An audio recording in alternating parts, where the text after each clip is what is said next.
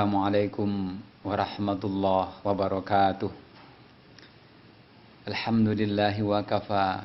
Wassalatu wassalamu ala nabiyil mustafa ahli sidqi wal wafa. Syukur alhamdulillah, segala puji bagi Allah Subhanahu wa taala. Karena Allah Subhanahu wa taala hari ini masih memberikan kesempatan kepada kita untuk hidup di buminya Allah. Hari ini kita masih bisa bernafas, menghirup udara segar, udara yang diberikan oleh Allah Subhanahu wa taala. Kita tidak bisa membayangkan jika tadi malam adalah malam terakhir bagi kita. Kita tidak bisa membayangkan jika tadi malam adalah tidur yang terakhir bagi kita.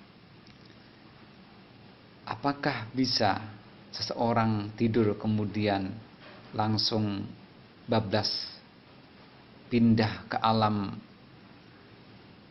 kematian? Bisa terjadi. Banyak kisah, banyak cerita, termasuk yang terjadi pada tetangga saya. Dia tidur dan biasanya pukul 1 dia bangun untuk membukakan pintu ketika anaknya pulang.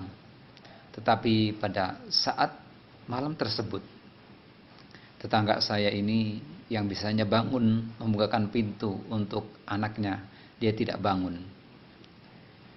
Dan setelah anaknya pulang, kemudian melihat bapaknya, ternyata bapaknya sudah meninggal. Dan malam itu adalah malam terakhir bagi tetangga saya.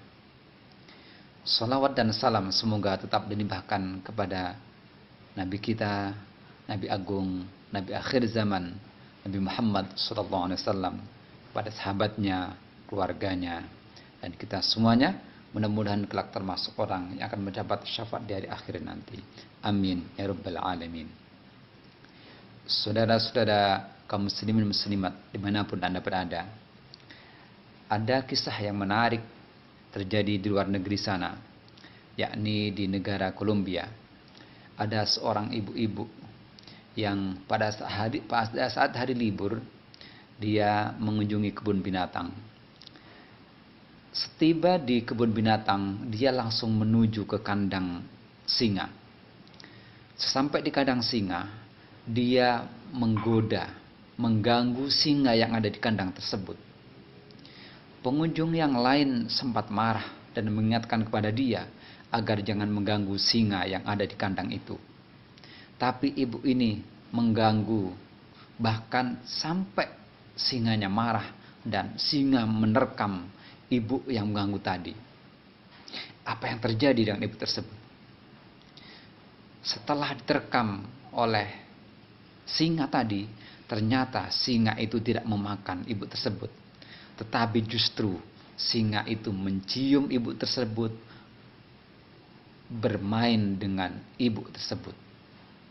Dan setelah ditelusuri, ternyata ibu itu adalah orang yang pernah menolong singa tersebut.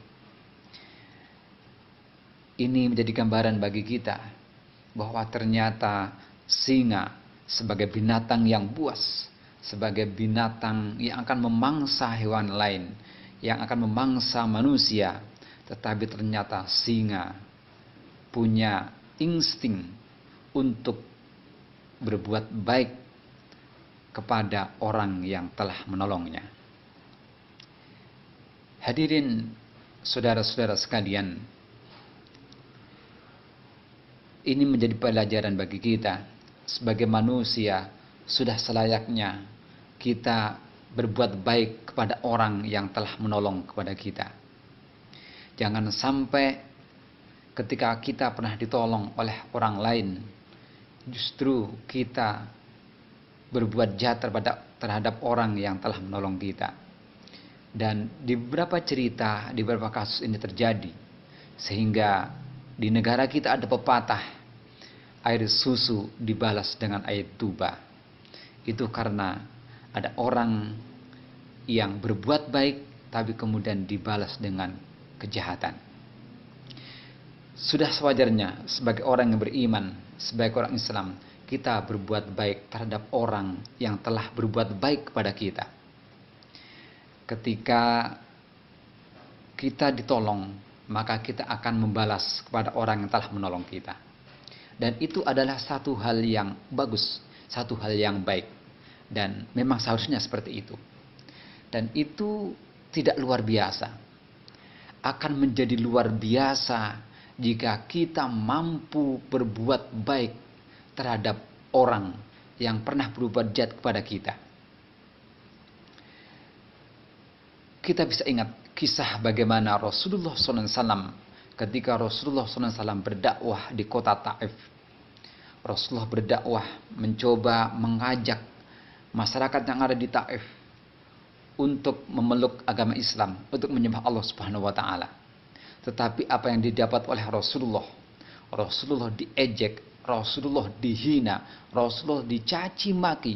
Tidak hanya itu, Rasulullah dilempar batu. Rasulullah disakiti sampai kakinya berdarah.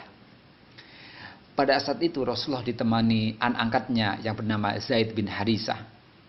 Zaid bin Harisah melihat Rasulullah disiksa, disakiti oleh masyarakat Taif. Zaid bin Harisah berusaha melindungi sampai kepala Zaid bin Harisah itu bocor berdarah. Akhirnya Rasulullah SAW kemudian bersembunyi di kebun. Di saat Rasulullah SAW bersembunyi di kebun, datanglah malaikat Jibril dan dua malaikat penjaga gunung. Dua malaikat penjaga gunung bertanya kepada Rasulullah, "Ya Rasul, ya Nabi, saya datang kepadamu. Saya malaikat penjaga gunung. Saya siap melakukan apapun yang kamu inginkan." Tapi apa jawaban Rasulullah? Jawaban Rasulullah justru mendoakan kepada masyarakat Taif agar mereka tetap menyembah Allah Subhanahu wa taala, agar mereka mendapat hidayah dari Allah Subhanahu wa taala. Rasulullah sangat mulia akhlaknya. Barangkali kalau itu terjadi pada diri kita atau pada diri saya lah ya. Ketika saya dalam keadaan terjepit, ketika saya disakiti oleh orang lain, ketika saya dimusuhi oleh orang lain, kemudian ada bala bantuan, ada tetangga yang ingin menolong, ingin membantu saya, pasti akan mengatakan, "Udah, hajar dia, sakiti dia." Itu karena kita tidak bisa mencontoh Rasulullah SAW yang akhlaknya sangat mulia, akhlaknya sangat tinggi. Nah, tetapi setidaknya mari kita sama-sama berusaha agar kita bisa berbuat baik terhadap orang yang mungkin pernah menyakiti kita. Atau setidaknya kita mampu memaafkan orang yang telah menyakiti kita. Kita memaafkan kesalahan orang yang telah berbuat salah kepada kita. Alangkah indahnya jika katakanlah satu keluarga antara suami dan istri, ketika istri bersalah kemudian suami memaafkan, atau sebaliknya ketika suami bersalah istri memaafkan, maka keluarga akan menjadi keluarga yang harmonis, menjadi keluarga yang bahagia. Ketika kita bersalah dengan tetangga kita, kemudian kita minta maaf, itu memang seharusnya.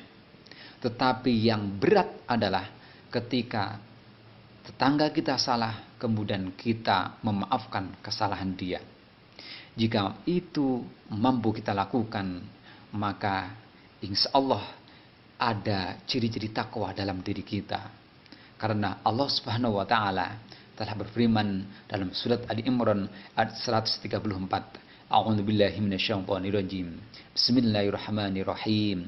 Alladzina yunfiquna fis sarra'i wad-dharra wal kadhiminal ghaidh wal 'afina 'anil nas wallahu yuhibbul muhsinin.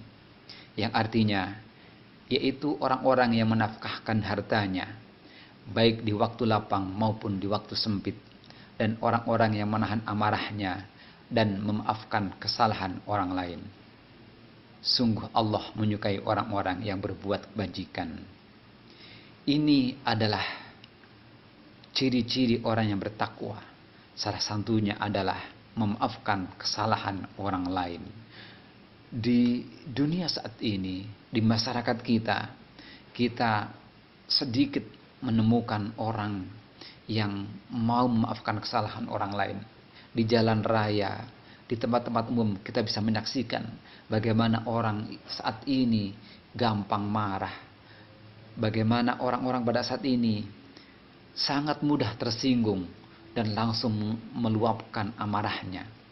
Ya, untuk itu kita sebagai orang yang beriman, sebagai orang Islam, sudah selayaknya lah bagi kita untuk meningkatkan derajat kita agar kita menjadi orang yang pemaaf, memaafkan kesalahan orang lain, orang yang telah berbuat salah kepada kita. Mudah-mudahan dan kita memaafkan kesalahan orang lain, kita betul-betul menjadi orang yang bertakwa, dan orang yang bertakwa tiada balasan lain selain surganya Allah Subhanahu wa ta'ala. Demikian dari saya, mudah-mudahan bermanfaat untuk diri saya dan untuk kita semuanya. Wassalamualaikum warahmatullahi wabarakatuh.